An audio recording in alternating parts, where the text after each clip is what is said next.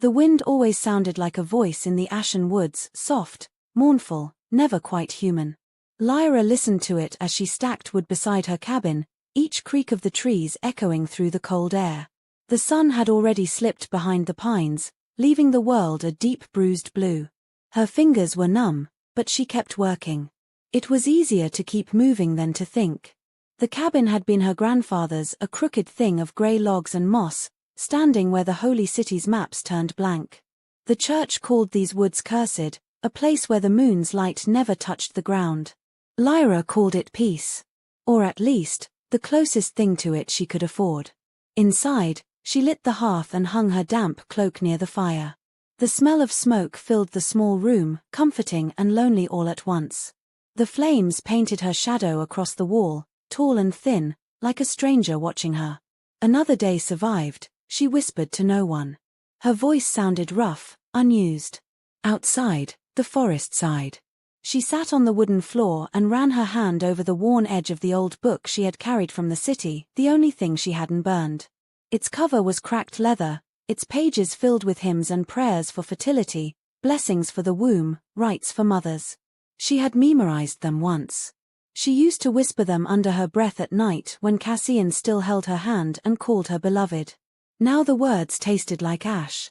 They said the gods turned their faces from me, she murmured, flipping through the pages. Maybe they were right. When the elders learned she could not bear children, everything changed. Their smiles vanished first, then their pity turned to disgust. The whispers began, soulless, cursed, a hollow woman. Cassian, her betrothed, had stood beside her in silence while the priests announced that their union would bring misfortune to the city. He hadn't defended her. He hadn't even looked at her. I release you, he'd said later, voice cold and careful. You should go before my family makes it worse. And so she had gone. The fire cracked. Lyra blinked hard, forcing back the sting in her eyes. She stood, pulling the shawl tighter around her shoulders, and crossed to the window. The glass was fogged with her breath. Beyond it, the forest waited endless, still, and strange. A pale light glowed faintly between the trees. The moon was rising. She watched it climb, a silver coin behind drifting clouds. They said the moon cursed this land. They said its light drove men mad, turned beasts into monsters.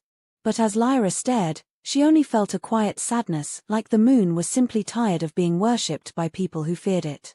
Her thoughts drifted to her grandfather, who had once told her stories of the forest spirits the moon touched, beings who could walk as both man and beast. They're not evil, he had said, his voice soft as they sat by this very hearth years ago. Just forgotten. The gods made them, then abandoned them. The worst monsters are often the most lonely. Lyra had laughed back then. She didn't laugh now. The wind shifted, slipping through a crack in the window frame. It carried a faint scent, pine sap, cold earth, and something else. Something sharp and metallic. Blood. She straightened, her breath catching. The woods were silent now, too silent. Even the night birds had gone still. Probably a deer, she whispered, forcing her heart to slow. But she couldn't stop listening. A faint sound reached her, the soft drag of something heavy moving through the snow. Then, a whimper. High, small, almost human. She stepped back from the window, her pulse racing. No, she whispered. Not tonight. Not again. She moved to the door and bolted it. The metal latch rattled in her trembling hand. Her mind screamed at her to stay still, to ignore the noise, to let the forest deal with itself. But the whimper came again, weak, terrified. It reached something deep in her, something that had been empty for far too long. Lyra stood frozen, torn between fear and that strange ache in her chest. The ache won. She grabbed her lantern, wrapped her shawl around her, and unbarred the door. The wind hit her like a slap, cold and sharp. The night smelled of pine and snow and iron. She lifted the lantern and stepped into the dark. The forest swallowed sound. Even the crunch of her boots seemed too loud. The trees were ancient and thick, their bare limbs stretching like black veins against the moonlight. The air shimmered faintly, as if the world was holding its breath. Lyra's lantern threw a small trembling circle of light ahead of her, painting the trunks in gold and shadow. She followed the faint trail of blood that glistened darkly on the snow. It led downhill toward the creek, her grandfather's warning echoing in her head. Never cross the creek, Lyra. That's where their world begins. Her boots slid on the icy slope as she reached the clearing. The creek shimmered faintly under the moonlight, half frozen, whispering beneath its thin crust of ice. Then she saw it. A shape lying in the snow, vast, dark, breathing raggedly. The wolf. At first, her mind refused to understand what she was seeing. It was enormous, bigger than any beast she'd ever imagined. Its fur was black streaked with silver, its flank rising and falling in shallow breaths. A long wound ran across its side, deep and wet, staining the snow crimson. And beside it, almost hidden in its shadow, a child. A girl no older than 5, her skin pale as frost, her hair white as moonlight. She sat perfectly still, her tiny hand resting on the creature's muzzle. Her eyes, wide, dark, unfathomable, turned toward Lyra. The air froze in Lyra's lungs. "Oh gods," she whispered. The girl didn't move. She didn't cry. She just watched. The wolf's breath came in a deep, shuddering growl. Its golden eyes flicked open, fixing on Lyra. The look was not mindless or wild, it was intelligent. It was warning. Lyra's first instinct was to run. Every story she'd ever heard about the cursed woods screamed in her head. But then she saw the girl's bare feet, blue with cold, her thin dress soaked through. The child would die before morning. Lyra took a shaky step forward. "I'm not going to hurt you," she said softly, holding up her hands. Her voice trembled. "You're both hurt. Let me help." The wolf's growl deepened, low and rumbling, vibrating through the ground. "It's all right," she whispered.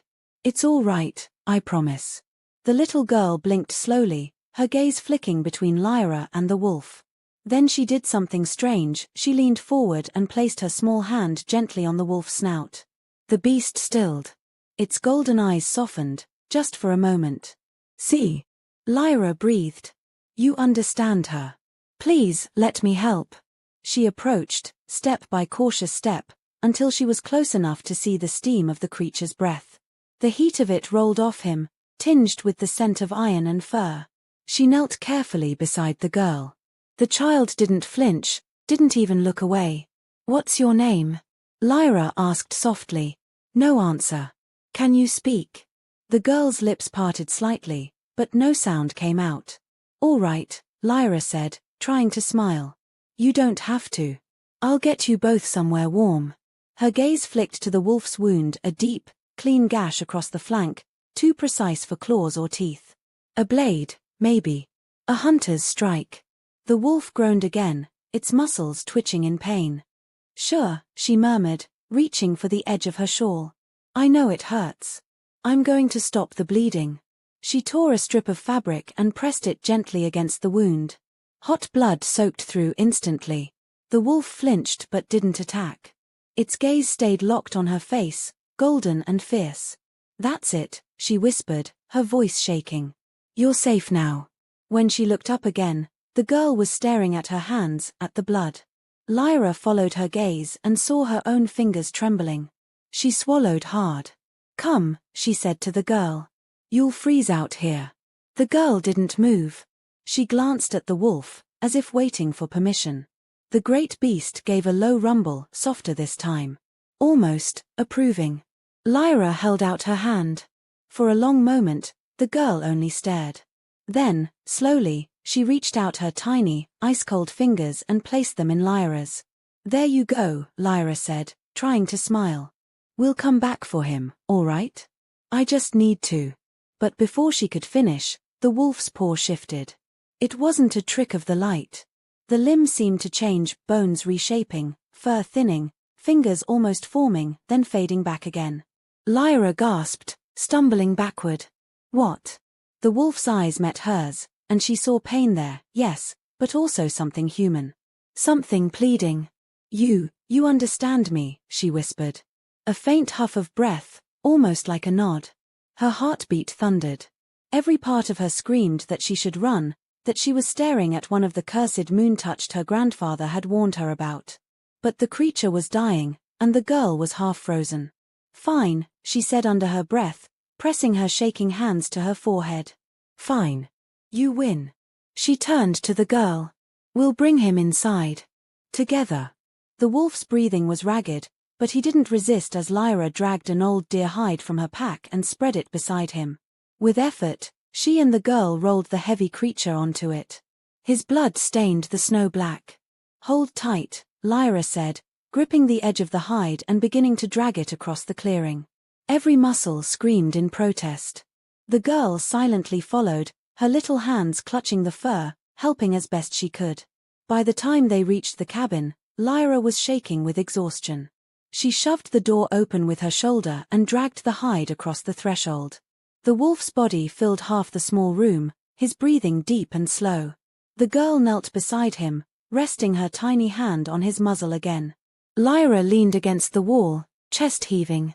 The smell of blood and fur filled the air. She stared at the scene before her, the child, the beast, the flickering firelight dancing across their faces, and felt the weight of what she'd just done. She had invited a monster into her home. And for reasons she couldn't name, it didn't feel like a mistake. The cabin had never felt smaller. The fire snapped and spat, shadows climbing the walls like restless ghosts. The wolf's breathing filled the room, deep, rough, uneven. His massive body stretched across the floor, his fur dark with blood. The little girl, still silent, sat pressed against his side. Lyra knelt nearby, scrubbing her shaking hands in a basin of cold water. The blood came away slowly, staining the water pink. Her fingers ached, but she didn't stop until her skin was raw. What am I doing? She muttered under her breath. What have I done? She looked back at the wolf. Even lying still, his presence dominated the room. He could kill her in a heartbeat, crush her throat, tear through the thin wooden walls. But he didn't move. His golden eyes followed her with slow, heavy blinks. You should be dead, she whispered. That wound. No creature should survive that. The girl stirred, her head lifting slightly. Lyra realized she had spoken aloud and forced a soft smile. It's all right, little one. I didn't mean to frighten you. The girl only stared, pale face unreadable, eyes like dark glass. Lyra turned back to the fire, pulling out her old tin kettle. She filled it with snow from a bucket by the door and set it over the flames. Steam began to curl up almost instantly. Her mind ran wild as she gathered her supplies, what few she had. A few strips of clean cloth. Some comfrey and yarrow her grandfather once showed her how to use for wounds. A needle, some thread. Nothing meant for something this large. You'll die without help, she said, glancing at the wolf.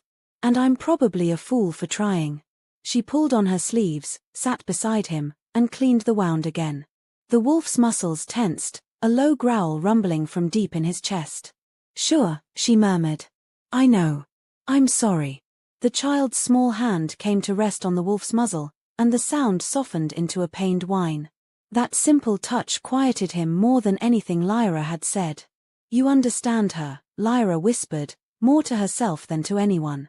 She worked quickly, washing away the blood, her fingers moving carefully despite their shaking. The wound was long and clean, made by steel, not claws, not teeth. The sight made her uneasy. When the bleeding slowed, she took the needle and thread. This will hurt, she whispered. She didn't expect a response, but the wolf's gaze flicked toward her and held. She took it as permission. The first stitch drew a violent flinch. The next, a low, rattling growl that made her bones vibrate. It's all right, she said again, her voice cracking. Almost done. Her hands moved faster, more certain. The rhythm steadied her nerves. When it was done, she smeared the dark, bitter-smelling salve across the stitched flesh. The scent of herbs mingled with the metallic tang of blood. The wolf's breathing slowed. His eyelids drooped. For the first time since she'd found him, he seemed to relax. Lyra sat back, wiping the sweat from her forehead. The girl hadn't moved, her tiny fingers still resting on the wolf's fur. You're safe now, Lyra whispered. The girl blinked once, slow, deliberate, then looked back at the fire. Lyra took the kettle off the flame and poured hot water into a mug.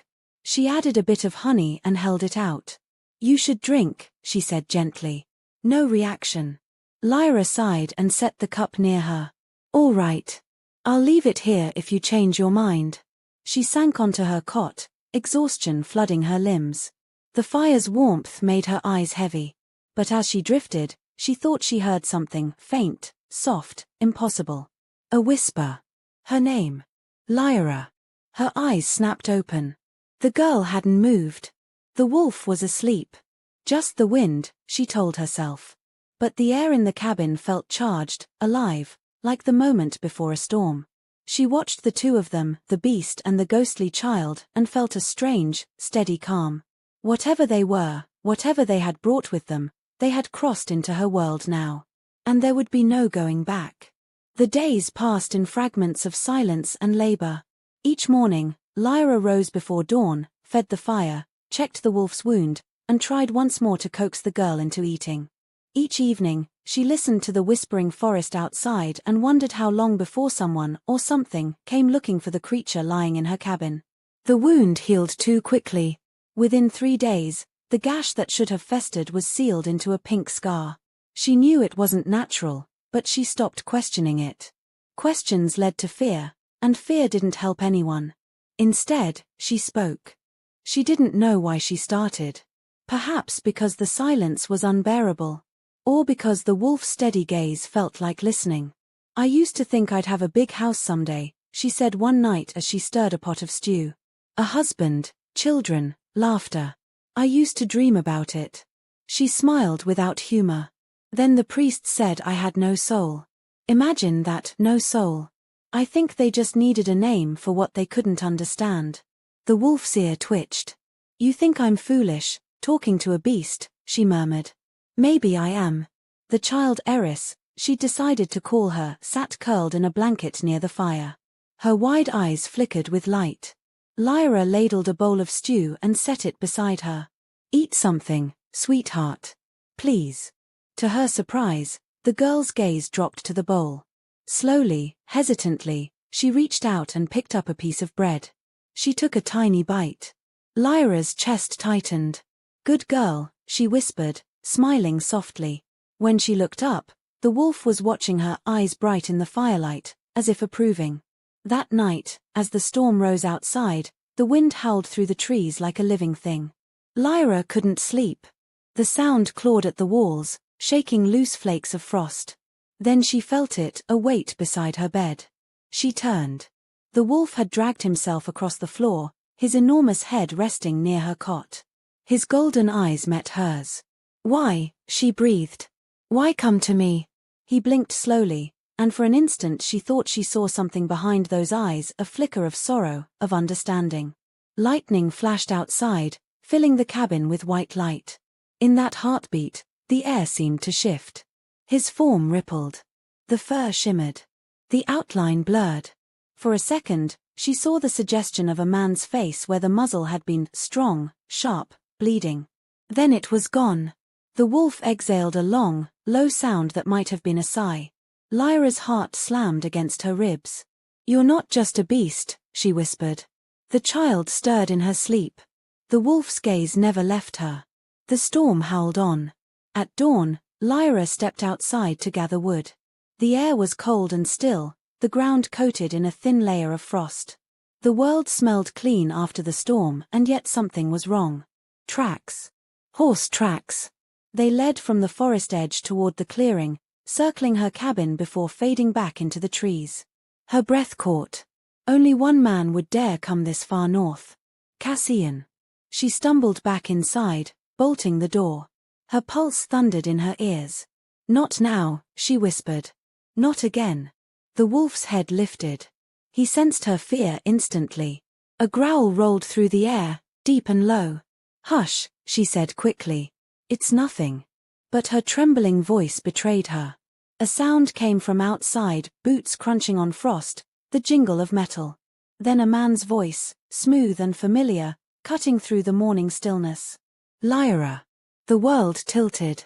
Open the door, he called. You can't hide out here forever. The wolf rose slowly, towering even while injured. His fur bristled. The child scurried behind him, clutching his leg. Go away, Lyra shouted, trying to steady her voice. There's nothing for you here. Cassian laughed softly. Is that how you greet an old friend? You're not my friend. Then perhaps I should remind you of your place. Something inside her snapped. I have no place in your world anymore. The silence that followed was heavy. Then a kick against the door. The wood shuddered. Don't, she cried. Another kick, louder. The latch cracked. The wolf let out a roar that made the air tremble. Before she could react, he leapt not toward the door, but at the window. Glass shattered, wood splintered, snow exploded in a flurry as the massive body landed outside. Screams followed. Men shouting, the terrified shriek of horses. Lyra ran to the broken frame, shards crunching underfoot. Outside, chaos. Cassian and 2 soldiers stood frozen in the clearing. The wolf was a storm of black fur and fury, moving too fast to follow. He slammed one man aside, tore the sword from another's hand, and sent it spinning into the snow. Cassian stumbled back, his face pale with disbelief. What is that thing? Lyra's voice broke. Leave. Now. He grabbed for the rifle strapped to his back. Not without you. Cassian, don't. The gun fired. The sound split the air like lightning. The wolf yelped a raw, terrible sound. Blood bloomed on his shoulder. He staggered, eyes wide in shock. No. Lyra screamed. Cassian aimed again, but she was already moving, climbing through the broken window, heedless of the glass cutting her palms. She threw herself between them, arms outstretched. Stop. Cassian froze, the barrel inches from her chest. Lyra. You'll kill him. That's not a him. It's a monster. His mine to protect, she said, voice shaking. You'll have to kill me first. Cassian hesitated. Behind her, the wolf struggled to rise, blood dripping onto the snow. The child's cry pierced the air, her first sound, small and broken. Cassian's hands trembled. The gun lowered an inch. Then the air changed. The light shifted, a pulse of silver radiating from the ground beneath her feet. Lyra felt warmth rush through her chest, flooding her veins. The wolf's body shimmered, bones cracking, fur receding, limbs reshaping. Lyra turned just in time to see the impossible, a man emerging where the beast had been. He collapsed to his knees, gasping, blood staining his shoulder. His hair was black as midnight, his body marked with faint silver lines that glowed under the moonlight. And his eyes, the same molten gold she had stared into for days. Cassian stumbled back, his mouth open in horror. The man, the wolf, looked up at Lyra, pain and awe mingling in his gaze. You saved me, he said, his voice low, rough, human. Lyra couldn't move. Couldn't breathe. Behind her, Cassian turned and fled into the trees. The sound of his boots faded into nothing.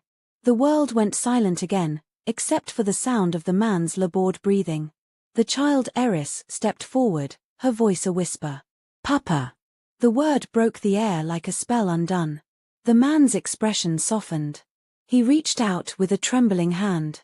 Eris. Lyra sank to her knees beside them, her heart pounding. The wolf she had saved was no beast. He was a man, a king of some lost world, and the girl was his daughter. And she had just bound her fate to them both. Snow fell thick and slow over the clearing, covering the crimson stains that marked the battle. Lyra's cabin looked wounded itself, its window shattered, its door hanging loose. Inside, the fire struggled to live, the flames shrinking to embers. Lyra crouched beside the wounded man, the wolf made flesh, binding his shoulder as best she could. He was fever-hot, his breath ragged. She dared not think too long about what she had just seen. Every time her mind tried to name it, the words broke apart. The child, Eris, sat beside him, holding a strip of cloth. She no longer looked empty, fear and love flickered behind her pale eyes. Keep pressure there, Lyra whispered. Eris obeyed without a word. When the bleeding slowed, Lyra eased back, her hands shaking. You should rest, she murmured. You'll tear the wound again. The man's eyes opened. The same gold light burned in them, dim but steady. Your name, he said, his voice hoarse. Lyra. He tasted it like a prayer. Lyra. You are the one the moon showed me. Kale's voice came from behind her. The forest welcomes you. She turned. He stood there in the moonlight, shirtless, his wound now a faint scar. You should be resting. I am stronger each night. Because of you. I only stitched a wound. He shook his head. You gave more than that. You gave choice to one who had none. She frowned. You talk in riddles. He stepped closer, the light catching the silver lines on his skin. When I was trapped as a beast, I felt everything but could speak nothing. I heard your voice through the fog, and it called me back. Her heart pounded. Why me? Because compassion is a language older than magic. She didn't know how to answer that. Eris stirred in her sleep, murmuring softly. The two of them froze, then smiled, an unspoken understanding between strangers bound by something they didn't yet name. Outside, a lone wolf howled, long and low. The sound rolled through the trees, both warning and promise. Kale's golden eyes lifted to the window. They are coming, he said. My people. They will not harm you if I stand with you. Your people. The pack, he said simply. Those who survived the curse. Lyra's stomach knotted. And if they don't want me here? He met her gaze steadily. Then they will learn what happens when they challenge their king's choice. Her breath caught. Choice. The one who broke the curse must stand beside me, he said. The moon has bound us, Lyra. She stepped back, shaking her head. No. I didn't agree to anything. It was not a bargain, Kale said softly. It was destiny. She felt the weight of the word like a chain. I want no part of destiny. But the forest whispered otherwise. The next dawn came pale and cold. Lyra woke to the sound of footsteps outside, light, swift, many of them. When she looked out the window, her breath caught. Dozens of shapes moved between the trees, wolves, some gray, some white, some black as shadow. They circled the cabin, silent, eyes gleaming with intelligence. Eris ran to the door, excitement bright on her face. Papa, she cried, her voice clear for the first time. Lyra turned in shock. Kale's smile was small, full of pride and sorrow. Her voice returns with the pack. He opened the door. The cold air poured in, along with the scent of pine and frost. The wolves watched in silence. One by one, they lowered their heads. Then, before Lyra's stunned eyes, their forms began to shift, bodies twisting, reshaping, fur fading into skin. Men and women stood where beasts had been, cloaked in furs, eyes still wild with moonlight. A tall woman stepped forward, silver-haired, her gaze sharp. Alpha, she said, bowing. We felt the bond break. We came as the moon commanded. Kale nodded. The curse is ended. Because of her. Every eye turned toward Lyra. She wanted to shrink back, to vanish into the walls, but Kale took her hand and drew her forward. His grip was warm, steady, certain. This is Lyra, he said. The heart that saved your king. The silver-haired woman studied her. A human. A soul strong enough to defy gods, Kale replied. Whispers rippled through the pack. Lyra stood frozen, the weight of their stares heavy as stone. Eris slipped her small hand into hers and whispered, Don't be afraid, Mama. The word struck deeper than any blade. Lyra looked down at the child and saw trust shining in her eyes. Kale's voice rose, clear and commanding. The moon has spoken. Her compassion restored our world. She is under my protection. He turned to Lyra, his golden eyes fierce. And soon, if she wills it, she will be more than that. The pack bowed. The forest wind swelled, carrying the faint echo of a howl that sounded almost like a blessing. Lyra stood between the king and his people, the child's hand in hers, the future rushing toward her like a tide she could no longer resist. The morning after the pack's arrival was unreal. Mist hung low between the trees, curling around the trunks like ghostly silk. The air itself seemed to hum. Lyra woke to the smell of pine smoke and the quiet murmur of voices outside the broken cabin. She sat up, heart hammering. Wolves, no, people moved among the clearing. Some built fires, others carried bundles of meat or herbs. They spoke softly in a language that pulsed like music. Kale stood in the doorway, already dressed in a dark cloak, his bare feet sunk in the snow. The first light caught in his hair, turning it silver at the edges. You should rest, Lyra said. He looked over his shoulder, a faint smile playing at his lips. I've done enough resting for a lifetime. Outside, the silver-haired woman, Celeste, was directing the pack. When she saw Lyra, her expression softened only slightly. The Alpha says you healed him, she said. That's no small thing. I did what anyone would have done. Not anyone. Celeste's eyes held an old sadness. Most would have run. Lyra didn't answer. The attention of these strangers made her skin prickle. They were powerful, graceful, but wild in a way no human could imitate. She could feel the forest's pulse in them. Cale joined her by the fire. The wound you sewed, he said quietly, it closed overnight. The fever is gone. She looked at his shoulder. The scar shimmered faintly beneath the skin, like moonlight caught under glass. That isn't normal healing. No, he agreed. It is the magic of the bond between us. Lyra stiffened. There is no bond. I helped you, that's all. His eyes met hers, warm and unyielding. You bled for me. The moon saw it. Whether you wish it or not, something ancient was written in that act. Before she could reply, Eris came running, snow flying from her boots. Mama, come see. Lyra followed her outside, the word echoing in her mind. Mama. The girl said it as naturally as breathing. Eris led her to the creek. The ice had melted where the water crossed their land, leaving a ribbon of silver that shimmered like liquid light. Fish darted beneath the surface, impossible, in this cold. The curse is lifting, Cale said, coming up behind them. The forest heals with me.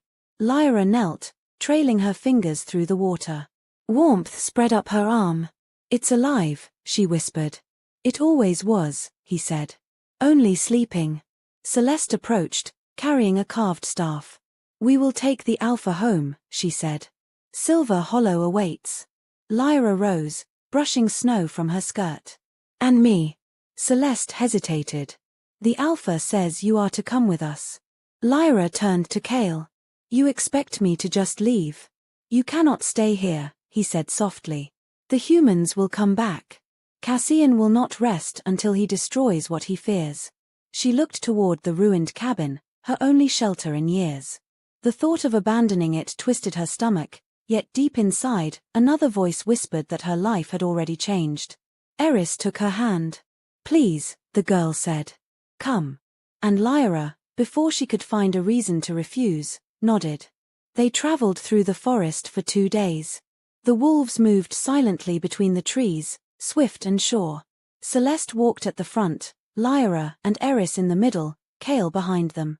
By night, they camped under branches heavy with frost. Lyra learned quickly that she was not merely a guest, she was being guarded. 2 wolves always stayed near, their yellow eyes glowing in the dark. Are they afraid I'll run? She asked Cale on the second night. He smiled faintly. They're afraid someone will take you. She laughed without humor. No one ever wanted me before. Then they were blind. She looked away, the heat of his words spreading through her chest. When she finally slept, she dreamed.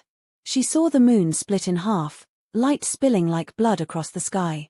In the reflection of the creek stood a woman with Lyra's face, her eyes glowing gold. When she woke, Cale was beside her, watching the dawn. The forest shows you truth, he said quietly. What did you see? Nothing I understand, she answered. He nodded as though that was enough. By the 3rd day, the trees began to change. The pines grew taller, the air sweeter. Sunlight streamed through cracks in the canopy, and far ahead rose a sight that stole Lyra's breath, houses woven into the trunks of enormous trees, rope bridges swaying between them. Fires burned in stone hollows high above the ground, sending smoke into the pale sky. Silver Hollow, Cale said. Home. Eris clapped her hands and ran ahead, her laughter carrying on the air. Lyra followed slowly, her heart pounding with awe and fear. As they entered, the pack members stopped what they were doing. Children darted behind their mothers. Men bowed their heads. Every gaze turned to Cale. And then, to her. This is the one, someone whispered. She's human. The moon chose her. Celeste raised her staff, and the murmurs faded. Welcome, our Alpha returned, she called. The curse is broken. A cheer rose, wild and joyous. Yet underneath it, Lyra felt the tension, curiosity, suspicion, wonder. Cale took her hand and lifted it high. "This woman," he said, "brought me back from death. Her compassion freed us all. Honor her." The crowd bowed. For the first time in years, Lyra didn't feel invisible. The peace lasted barely a week. Lyra spent the days learning the rhythm of Silver Hollow, the way the pack hunted, the herbs they used, the songs they sang at dusk. Eris followed her everywhere, laughter replacing silence. Cale was never far. Sometimes she caught him watching her from the shadows, as if making sure she didn't vanish. Other times he stood before his people, calm and commanding, the golden eyes of a ruler reborn. Still, the nights brought unease. Lyra dreamed of footsteps in snow, of fire burning through the woods. And every morning she woke with the same chill crawling up her spine. The attack came with no warning. It was midday, the air smelled of cedar and rain. Lyra was helping Eris gather moss near the border creek when a voice drifted through the trees, smooth, familiar, hateful. "Lyra." Her blood ran cold. She turned. Cassian stood across the water, his cloak torn, his eyes wild. He looked thinner, older, desperate. Behind him were two armed men, their rifles gleaming. "Don't be afraid," he said, taking a step closer. "I came alone." "That's not what I see." He lifted his hands. "They're only for protection. I need to talk to you. There's nothing left to say. Please. I was wrong." His voice cracked. "The priests, the lies. They said you were cursed, but I see now maybe I was the cursed one." Eris gripped Lyra's arm. "Mama." Lyra pushed her gently behind her. "Go back to the hollow, now." The girl hesitated, then ran. Cassian watched her flee. "That child, she's human? She's none of your concern." "I've heard rumors," he said, voice low. "That you live among monsters. That you share their bed. Leave, Cassian." He took another step, mud splashing under his boots. "I can help you. I can take you home. This is my home." He flinched. "You can't mean that. You're not one of them." Before Lyra could answer, a growl echoed from the trees behind her. Cale emerged, flanked by two wolves in human form. His expression was carved from stone. Cassian's eyes widened. "So it's true." Cale's voice was low, dangerous. "Step back across the water." Cassian laughed, brittle and broken. "You think you can scare me? You're an abomination." The wolves at Cale's sides bared their teeth. "Go," Lyra whispered. "Please, Cassian. Just go. I came for you, Lyra. They told me you were barren, but maybe the gods meant for your womb to bear something else. Something divine." Cale's growl deepened. "One more word." Cassian raised his rifle. Lyra screamed as Cale moved faster than sight. The gun fired, the shot echoing through the valley, but the bullet struck the water harmlessly. Cassian stumbled, the weapon ripped from his hand. Cale stood across the creek now, his golden eyes blazing. "You will not cross this border again." Cassian's courage broke. He backed away, muttering curses, until the forest swallowed him whole. The silence that followed was heavy and endless. Lyra turned to Cale, her hands shaking. "He'll come back." "Let him," Cale said. "He cannot touch what the moon protects." She looked at him, at the strength in his face, the quiet fury under the surface. "You would kill him if he tried." "Yes." "You can't. He would have killed you." Their eyes locked, fierce and raw. For a moment she saw not the king, but the man, the one who had bled in her arms, who had listened to her grief. "I don't want more blood," she whispered. He stepped closer, his voice soft. "Then stay where I can keep you safe." Lyra's heart twisted. Safety had always been what she wanted. But standing there, between the creek and the man who had become both danger and refuge, she wasn't sure what safety meant anymore. Behind them, the pack began to gather, drawn by the scent of fear. Celeste approached, her eyes scanning the trees. "They'll bring others," she said. "Humans never come just once." Cale nodded. "Then we will be ready." He turned to Lyra. "You should rest." "I won't hide," she said.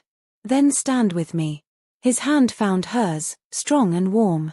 Whatever comes, we face it together. The words settled between them like a promise. Lyra looked at their joined hands, at the faint silver shimmer that pulsed under both their skins. The bond she had tried to deny now felt alive, breathing through her veins. She squeezed his hand once, softly. Together. That night, from the cliffs above Silver Hollow, the moon rose full and heavy. Its light spilled across the forest, touching every branch, every roof, every heart that beat beneath it. Lyra stood beside Cale, wind pulling at her hair. The world below glowed silver. "The humans will come soon," she said. "Yes. And if we can't stop them, then we remind them that mercy can be stronger than fear," he said. "You taught me that." She looked up at the moon. "Then I hope the gods are still listening." Cale smiled faintly.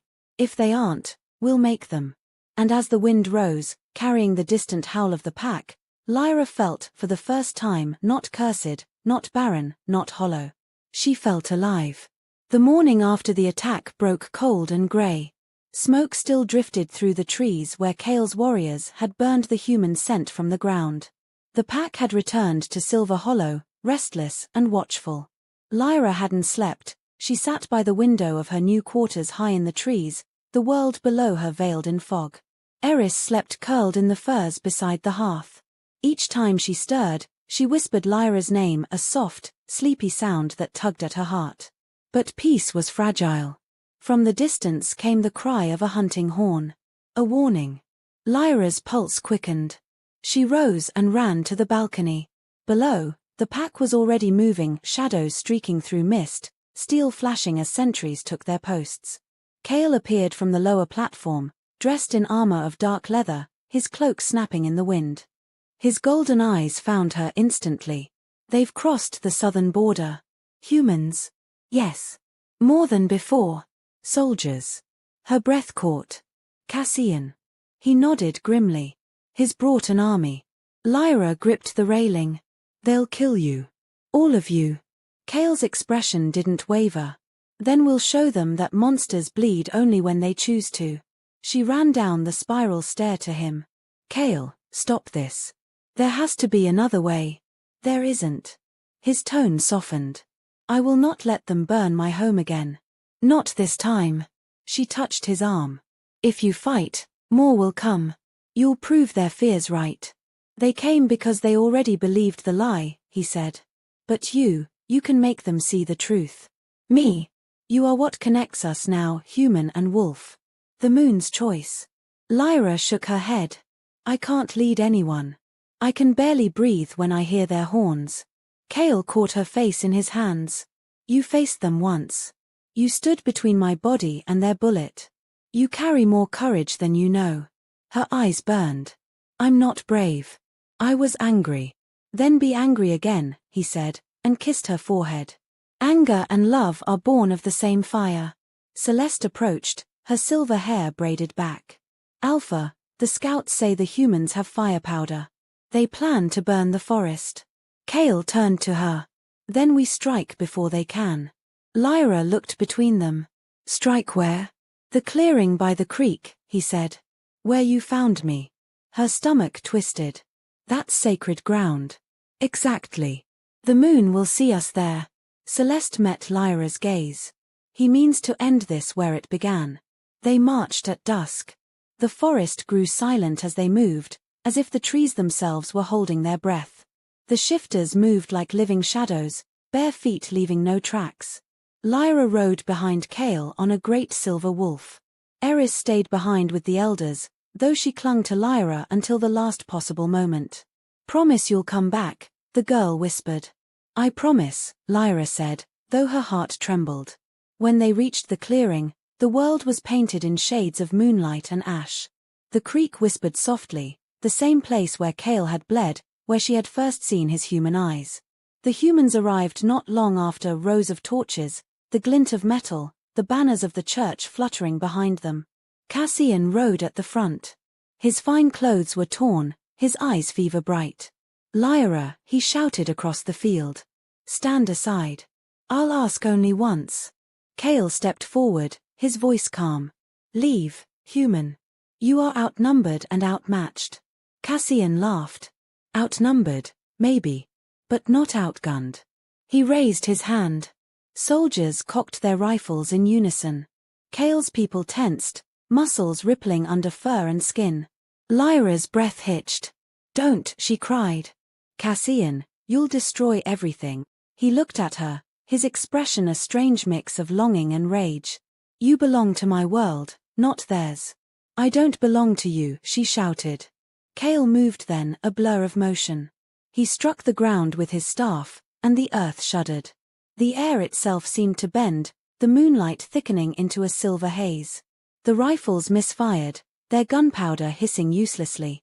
The pack surged forward, but Kale raised his hand. Hold. He looked at Lyra.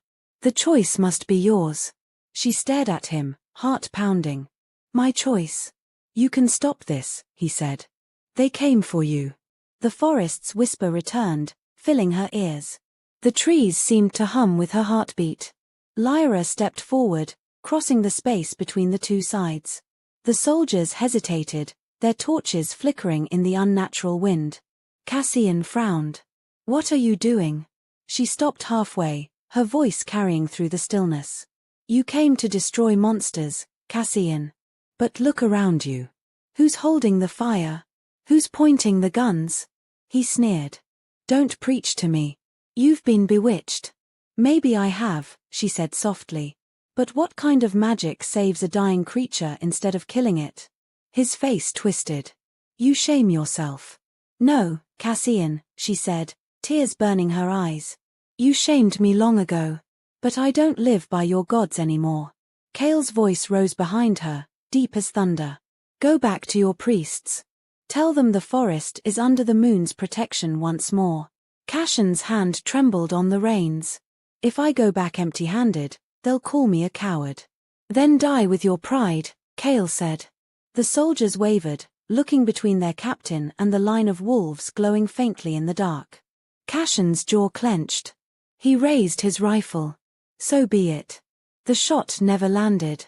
The air rippled, light bursting from Lyra's hands in a blinding wave. Silver and white collided with the gunfire, scattering it into sparks that vanished before they touched the earth.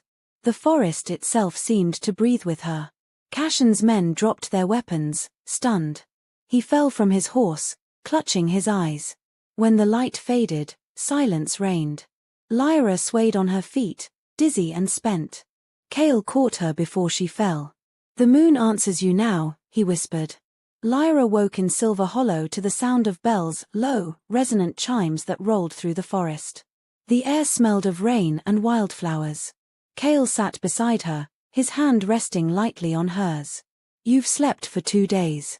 She blinked at the light filtering through the leaves. What happened? The humans fled.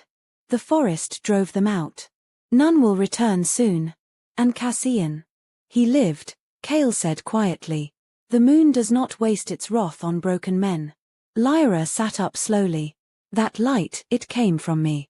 He nodded. You drew on the bond between us. You called the moon's power. I didn't mean to. The moon doesn't ask permission, he said. Celeste entered, carrying a bowl of clear water. Drink. You'll need strength. The Alpha has summoned the council. Lyra frowned. Why? Celeste's eyes flicked to Kale. Because the prophecy is fulfilled. Kale dismissed her with a nod.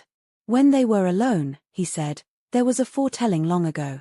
That when the moon's heart fell silent, a mortal hand would awaken it again. That hand would belong to one who loved without fear. Lyra's voice trembled. You think that's me. I know it is. She looked away. I'm not holy. I was cast out by priests. Holiness has nothing to do with worth, he said. The gods made rules. The moon made life. His gaze softened. When you shielded me, you broke their rules. You chose mercy over law. That act shattered the curse. She tried to laugh, but her voice cracked. So I'm supposed to be what, your savior? He smiled faintly. My equal. The words left her breathless. Before she could speak, Eris burst into the room, her white hair loose, her eyes bright. Mama, come see. Outside, The whole forest glittered. Dew shimmered like tiny stars, and the air pulsed with soft silver light. Birds sang, real birds, not the hollow echoes that had haunted the woods for years. Cale stepped out beside her, his face awed. "It's alive again." Eris took Lyra's hand. "You did it." Lyra's throat tightened. "No. We all did."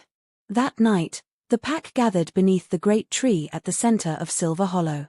Fires blazed in rings, their light mingling with the moon's glow. Cale stood before them, the silver mark on his chest gleaming. "The curse is ended," he said. "The hollow breathes again." He turned, his hand finding Lyra's. "And this woman, this human, reminded us what it means to be alive." The pack cheered, voices rising like a tide. Lyra's eyes met his. "You don't have to do this," she whispered. "I do." His voice was low, steady. "Because the prophecy named you not only as my savior, but as my mate." The word rang through her like thunder. The crowd murmured, half in wonder, half in shock. Cale continued, "The moon binds souls, not bodies. It chose her, and through her, it chose peace." Celeste raised her staff, the sound of it striking the ground echoing like a bell. "Then let it be known our Alpha is no longer alone." The pack knelt. Lyra stood frozen, tears blurring her sight. Cale stepped closer, his voice soft now, meant only for her. "This is not a crown or a cage. It is choice. Do you accept it?" She looked down at Eris, who smiled up at her with hope shining in her eyes. Then she looked at Cale, tired, scarred, strong. The man who had once been a beast, who had listened to her grief without judgment. "Yes," she whispered. "I accept." Cale's smile broke through the solemnity. He pulled her into his arms as the pack roared approval. The moon above brightened, silver spilling through the branches like a benediction. For the first time since her exile, Lyra felt whole. Not barren. Not soulless. Alive and chosen. The celebration faded into memory, but peace never stayed long in a place built on old magic. For a few fleeting days, the hollow was radiant. Children ran across the bridges of woven vines, music drifted through the air, and for the first time in generations, no one howled in grief beneath the moon. Yet even as the fires burned bright, Cale stood apart, watching the forest's edges. "They will come again," he murmured. "Humans always return to what they fear." Lyra heard him one night while she and Eris hung garlands of frost flowers around the hall. "You can't keep waiting for the worst," she said. "I'm not waiting. I'm listening." He touched the tree's trunk. The bark pulsed faintly beneath his hand, as if alive. "The forest tells me something stirs in the south. A sickness." Lyra frowned. "You mean the humans?" No, his eyes, golden in the torchlight, met hers. "Something older." Before she could ask more, a sudden cry echoed from the lower paths. Wolves rushed to the edge of the clearing, growling. Celeste appeared moments later, her staff in hand, her face pale. "Alpha," she said, bowing quickly. "One of the border sentries is dead." Cale's body went still. "How?" "Not by blade or bullet," she said. "By rot." They followed her to the southern ridge. The snow there had turned gray, the trees blackened at their roots. The sentry lay sprawled beside the creek, his body withered as though months had passed in a single night. Lyra covered her mouth. What could do this?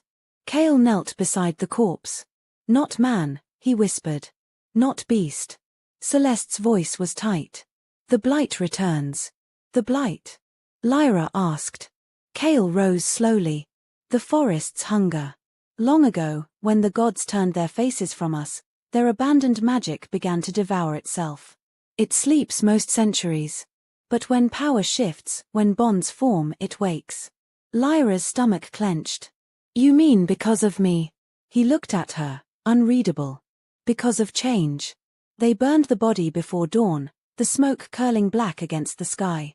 The scent lingered long after, heavy and bitter. That night, Cale called the council. "We must guard the borders," he said. "No one enters or leaves until the sickness passes." Celeste looked uneasy. "If it spreads, the hollow will starve." "Then we fight it," Cale said. "The moon gave us life again. We won't let darkness take it." Lyra stood at the edge of the circle, listening, feeling the weight of every gaze. When the meeting ended, she found Cale outside, staring at the dark line of trees. "You think the blight is here for me," she said quietly. He didn't answer. "I can see it in your face." He turned, eyes fierce. "You are the reason we're alive, Lyra. Don't twist that into guilt. But if I woke it, then we'll put it back to sleep." "How?" He reached out, brushing a strand of hair from her face. "By standing together, as we always have." Days passed. The blight crept closer.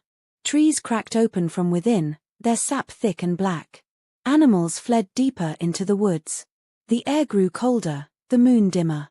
Lyra spent her nights with Eris, comforting her through nightmares.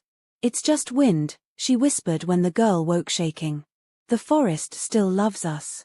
But one night, the whispers turned to words. "Lyra."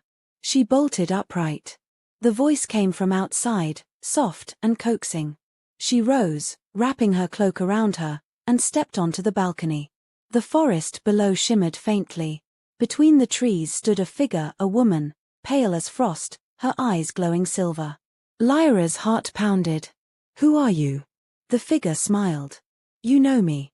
And in her face, Lyra saw herself older, colder, wearing a crown of light. The voice came again, inside her skull. "The bond between worlds breaks. The forest demands balance." Lyra's throat went dry. "What do you want from me?"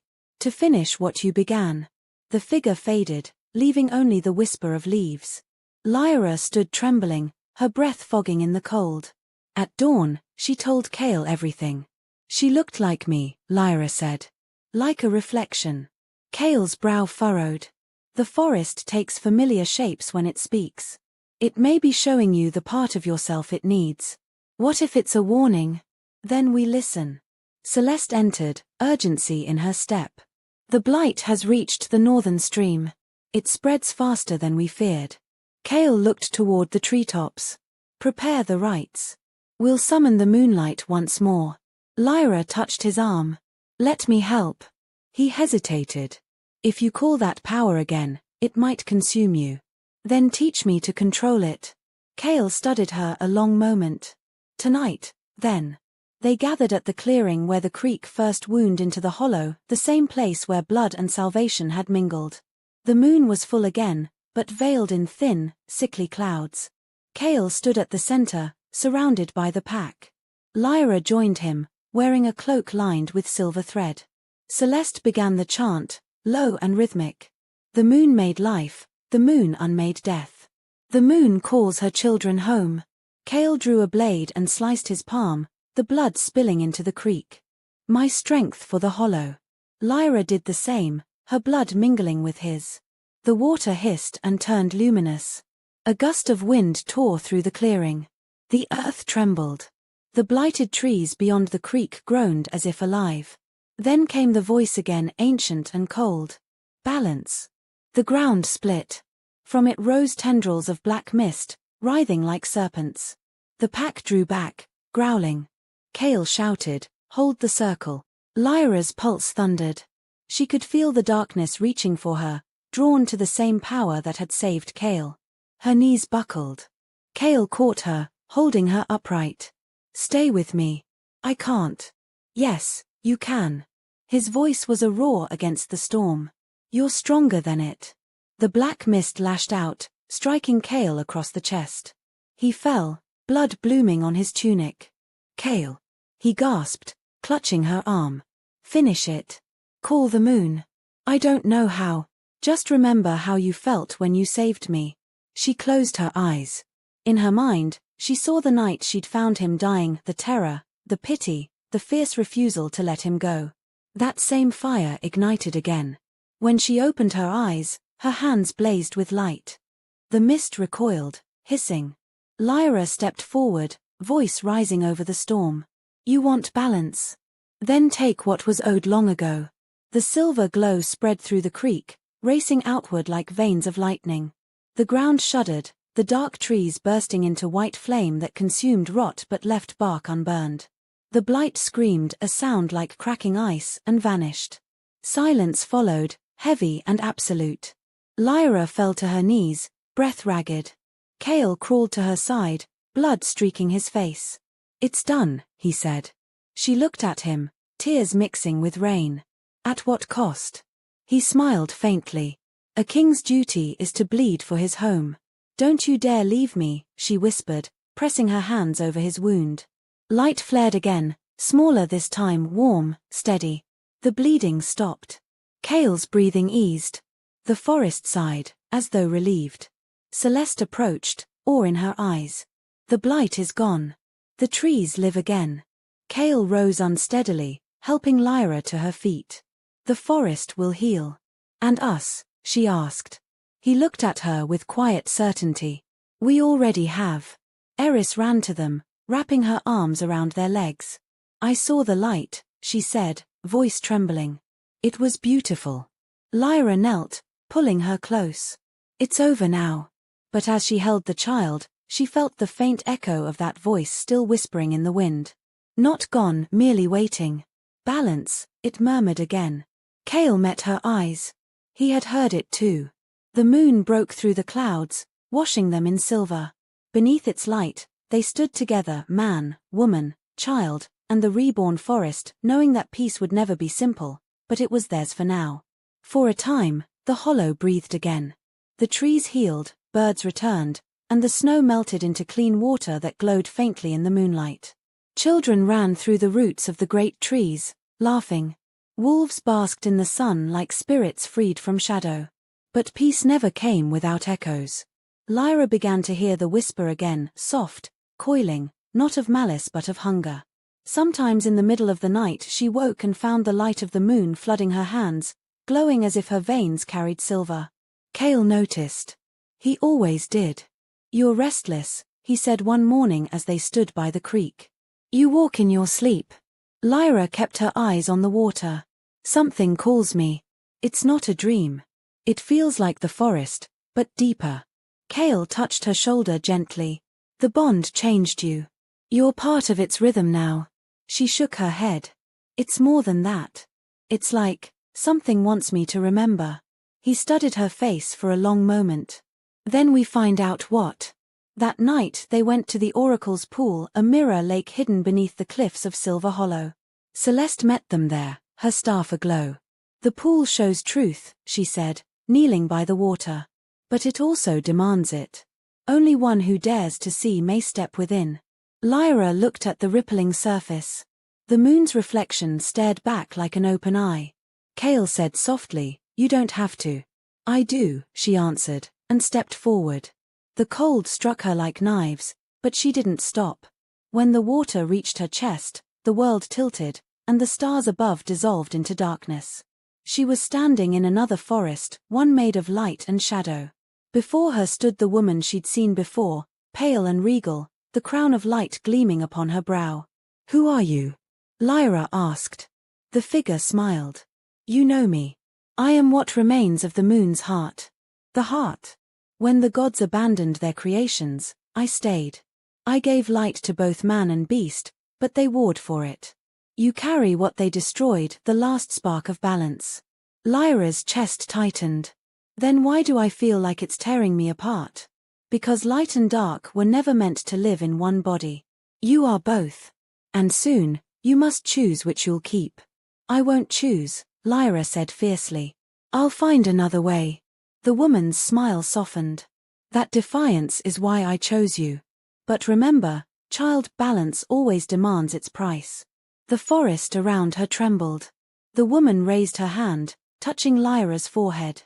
"Wake." Lyra gasped, breaking through the surface of the pool. Cale caught her as she stumbled, his arms steady. "What did you see?" he asked. "The moon's heart," she whispered. "And it's dying." Celeste's face went pale. "If that happens, the balance between worlds will collapse," Lyra finished. Cale's jaw tightened. "Then we protect it." Celeste hesitated. "The heart lies in the ruins beyond the northern ridge. No one has crossed there in centuries. It's forbidden ground." "Then that's where we go," Cale said. They set out before dawn, accompanied only by Celeste and two guards. The path wound through valleys of mist and silent trees. The air grew colder, the light fainter.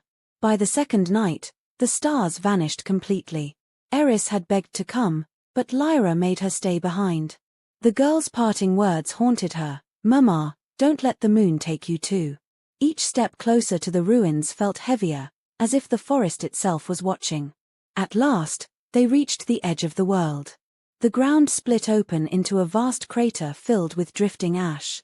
In the center stood a ruined temple, its pillars carved with wolves and women intertwined, its roof collapsed under the weight of centuries.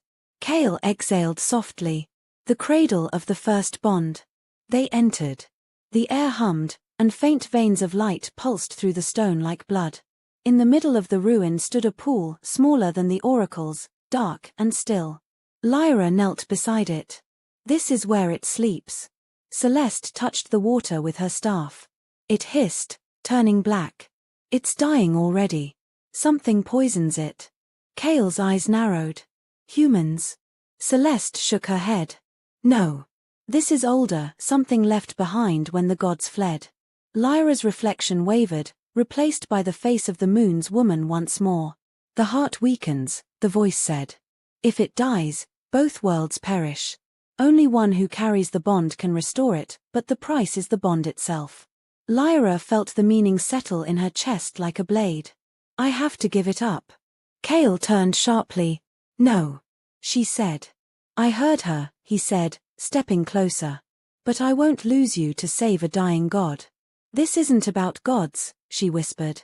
"It's about everyone. About Eris, about your people." His voice broke. "Lyra." She placed her hand against his chest, feeling his heartbeat. "You taught me that love means choosing life, even when it hurts. Now let me do that." Before he could stop her, she stepped into the pool. The cold burned. It wasn't water anymore but light, liquid silver flowing through her veins. Lyra sank, but she didn't drown. The world unfolded around her, vast and endless. She stood in a void of stars. Before her floated the moon's heart, a sphere of fractured light, bleeding silver threads into the dark. Every part of her wanted to flee, but she reached out instead. The instant her fingers touched it, pain exploded through her body. Memories surged, the city's rejection, Cashan's betrayal, Kale's dying breath in the snow. And beneath it all, a pulse, steady, ancient, alive. "You are the bridge," the voice whispered. "You were always meant to heal what was broken." Her light poured into the heart. Cracks sealed, color returned. But with every pulse, something inside her dimmed. Kale's voice echoed faintly from far away. "Lyra, come back." She wanted to answer, but her voice was gone. The heart's light grew too bright, swallowing everything. Kale dove into the pool. The light seared his skin, but he didn't stop. He found her in the depths, suspended in the glow, her eyes closed, her hair floating like a halo. He reached for her, shouting her name. His hand met hers. The light surged again, bursting outward in a wave that shook the forest for miles. When it faded, the pool was gone. Only a hollow ring of stone remained, its surface etched with silver patterns that pulsed faintly like veins. Kale lay beside her body, trembling. "Lyra." She didn't move. Celeste knelt beside him, tears streaking her face. She gave everything. Kale pressed his forehead against hers. "Then let her take mine." The mark on his chest flared, the same silver that lived once in her hands. For a moment, the light passed from him into her. Her chest rose. Lyra gasped, eyes flying open. The first thing she saw was Kale's face, streaked with tears and moonlight. She began. "Alive," he finished, voice rough. "And so are you."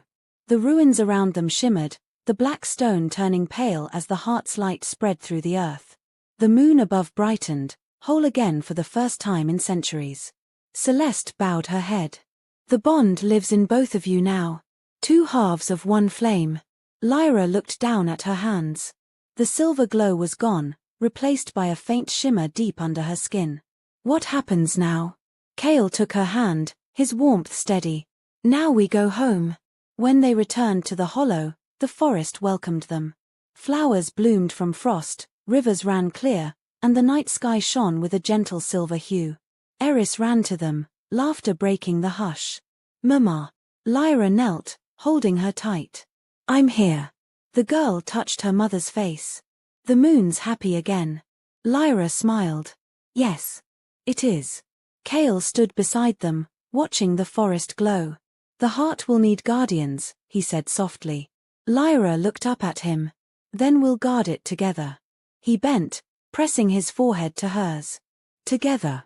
Above them, the moon pulsed once bright, alive, whole, then settled into its eternal watch. And though Lyra knew darkness would return someday, she no longer feared it. Because light, she had learned, was not the absence of shadow. It was the courage to stand in it and shine anyway. The forest thrived in the wake of the moon's renewal.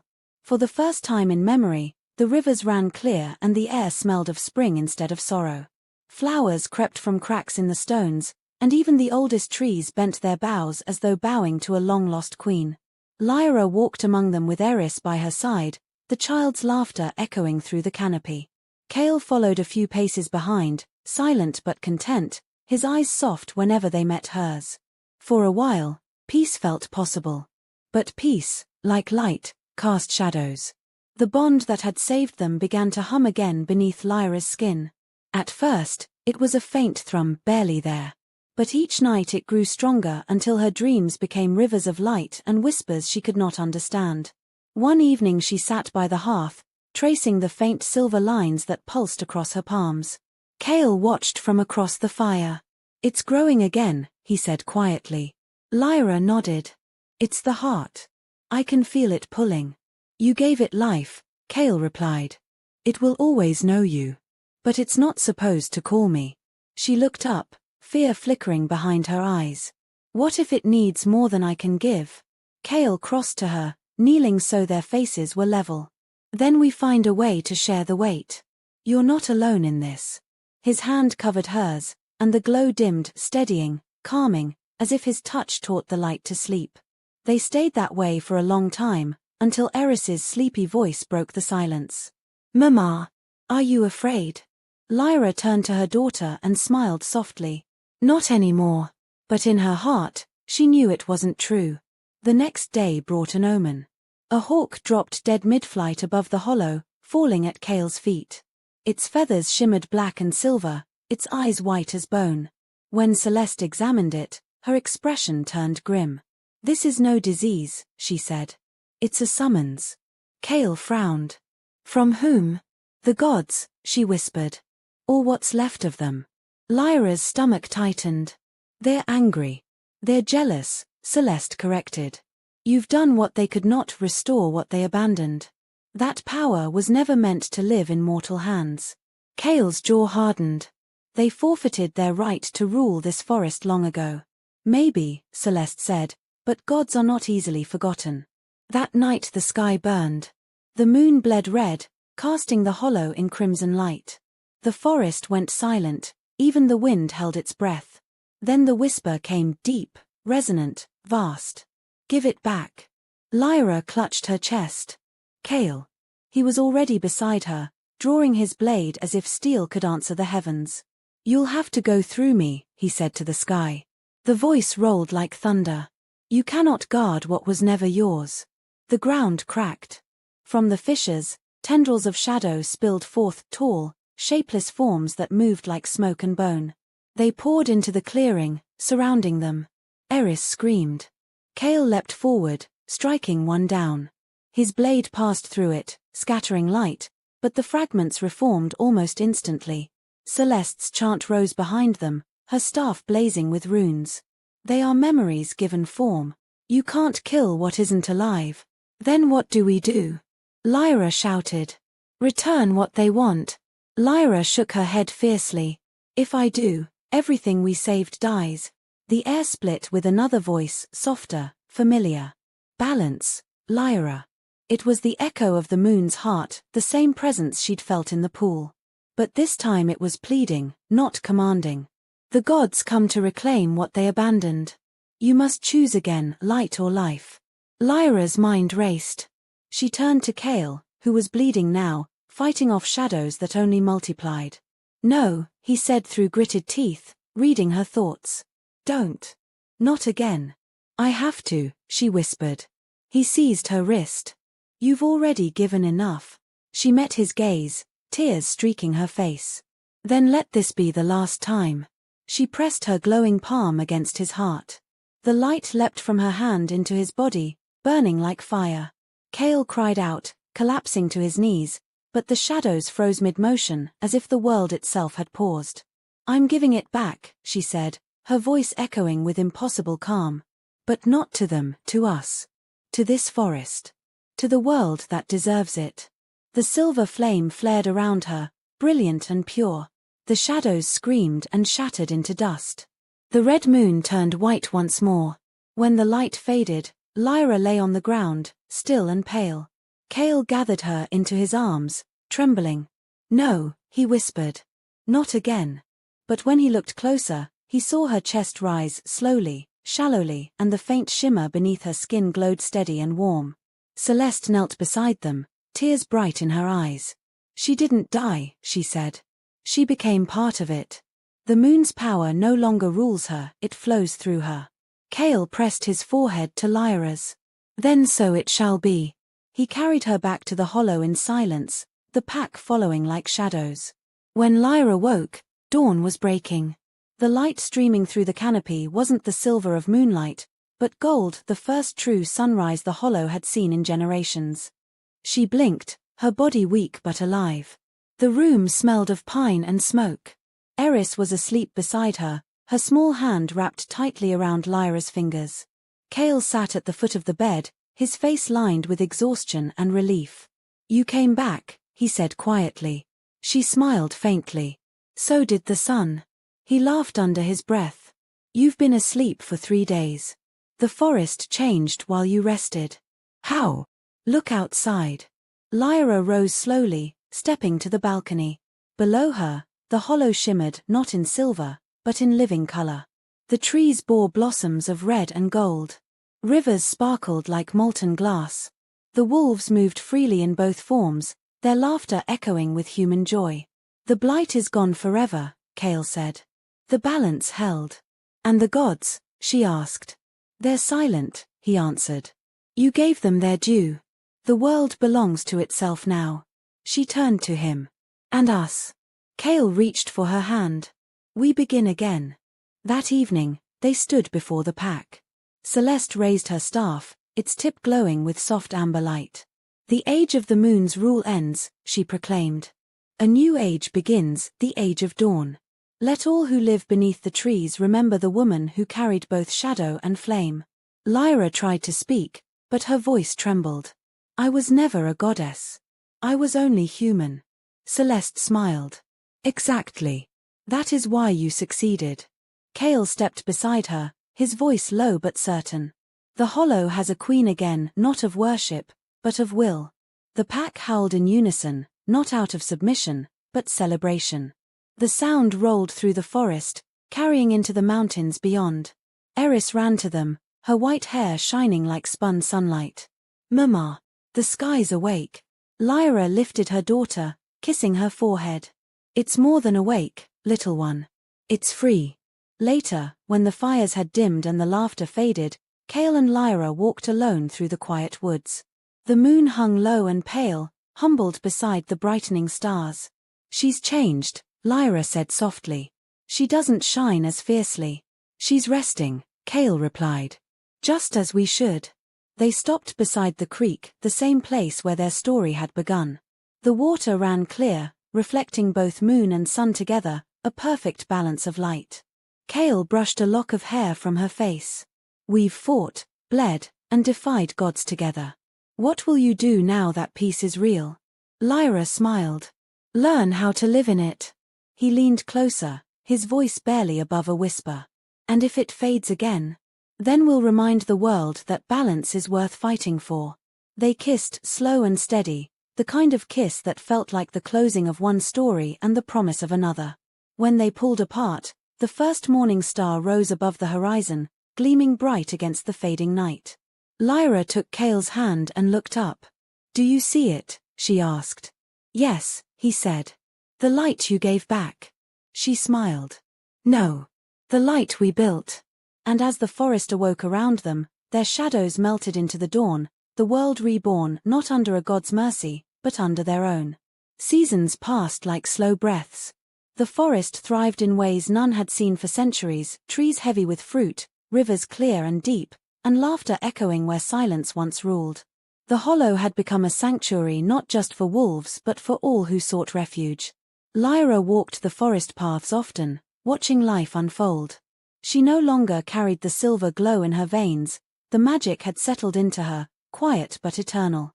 Kale ruled beside her not as a king above his people, but as a guide among equals. Eris grew into her strength, her hair still moonwhite but her laughter bright as sunlight. For a time, the world forgot how to fear. But balance is a living thing, and even harmony must breathe in darkness sometimes. It began with the dreams. Lyra woke one night to the faint sound of weeping.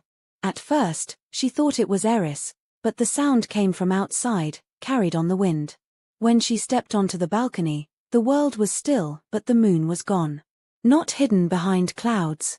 Gone. The stars shimmered weakly, struggling against the depthless dark. She felt it immediately, the hollow ache in her chest where the bond used to hum. Kale appeared moments later, half-dressed, eyes sharp. You feel it too. The moon, she whispered. It's been taken.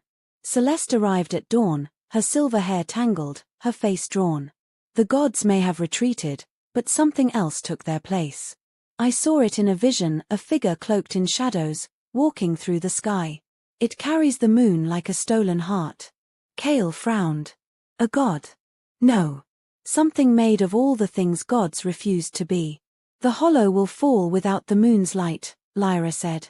We need it to keep the forest alive. Celeste looked at her gravely. Then you must bring it back. By dusk, Lyra and Kale stood at the edge of the world, the cliffs where the forest met the sea. The water below was black glass. This is where the moon fell once before, Kale said. Where your blood first touched mine. Lyra nodded.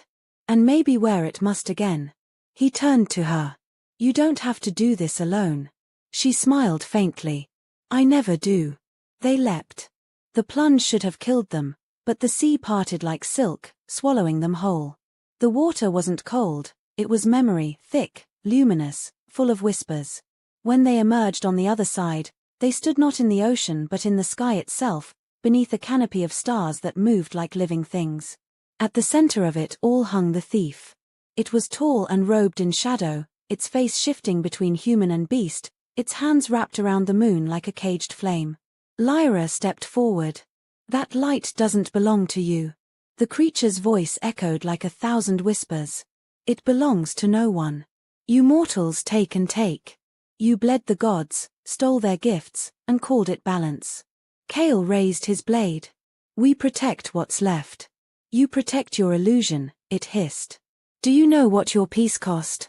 The other forests, the other hearts, starving while yours bloomed. Lyra faltered. What are you saying? The heart you restored drew life from the rest of the world. You made this place thrive by taking from others. Her pulse thundered. No, that can't be. Would you look, then? The stars shifted, revealing glimpses of barren lands, dead forests, dry rivers, cities swallowed by dust.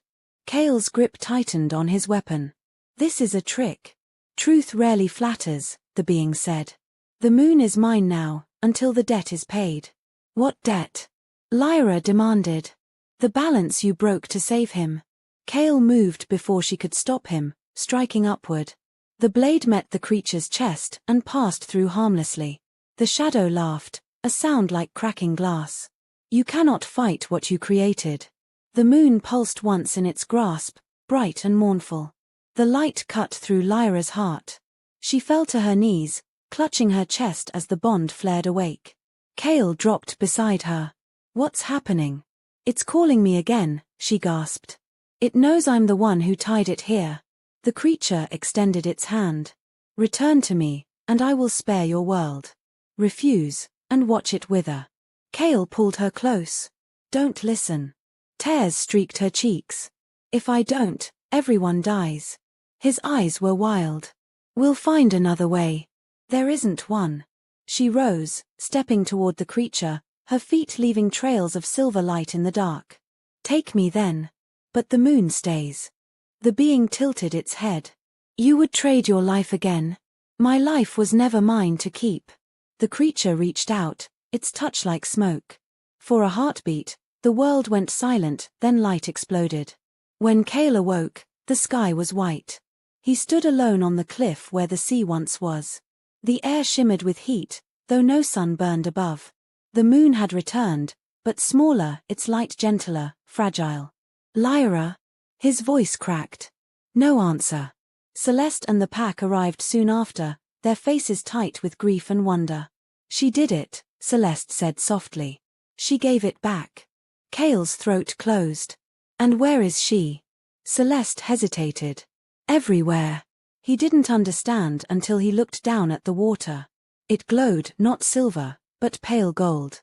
When he stepped into it, warmth spread through him, familiar and tender. A voice whispered inside his mind. You always said balance was worth fighting for. I'm still fighting with you, through the roots, through the rivers. Lyra. Eris ran to his side, her small hand gripping his. Mama's in the light, she said, smiling through tears. She said she's watching. Cale knelt, pulling the child into his arms. The forest around them stirred, leaves whispering like breath. The hollow changed that day. It no longer belonged only to wolves or men, gods or ghosts. It belonged to life itself. The moon and the sun shared the same sky now, their light mingling into soft dawn. The days never turned to full darkness, nor did they blaze into harsh day. It was a world balanced, not by force, but by choice. Years passed. Eris grew into a woman as fierce and wise as her mother. She led both pack and people with laughter and gentleness. Cale aged, his hair streaked with silver. At night he would walk the creek path and whisper her name, and the water would shimmer in answer. Sometimes, when the wind blew just right, he could almost hear her voice. I told you peace was possible. And in that moment, he would smile. Because even gods couldn't take back what love had made eternal. If this tale pulled you into its light and shadow, don't let it end here. Hit subscribe, ring the bell, and join our circle of storytellers. Every week, we uncover new worlds, new fates, and new legends waiting to be told. Step into the next chapter because the story is far from over.